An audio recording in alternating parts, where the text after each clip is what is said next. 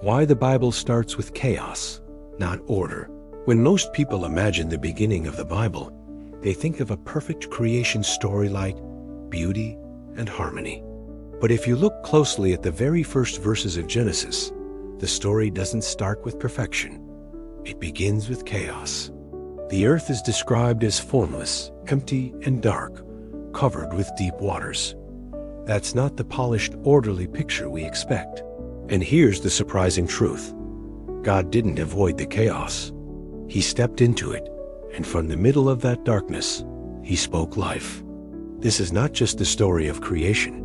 It's the story of how God works in our lives too. Genesis 1:2 says, "Now the earth was formless and empty. Darkness was over the surface of the deep, and the Spirit of God was hovering over the waters." Before there was order, there was disorder. Before there was light, there was deep darkness.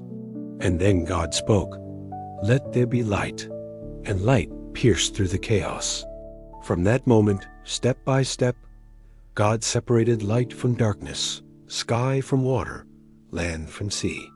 What looked like confusion became a canvas for creation. The story doesn't begin with everything in place. It begins with nothing in place, until God's word brought meaning, purpose, and beauty out of emptiness. That beginning teaches us something profound about God's character. He doesn't wait for conditions to be perfect before He moves. He doesn't require order before He brings life. He enters into chaos, and His presence transforms it. And isn't that how He works in us? Our lives don't have to be neat and put together before God shows up.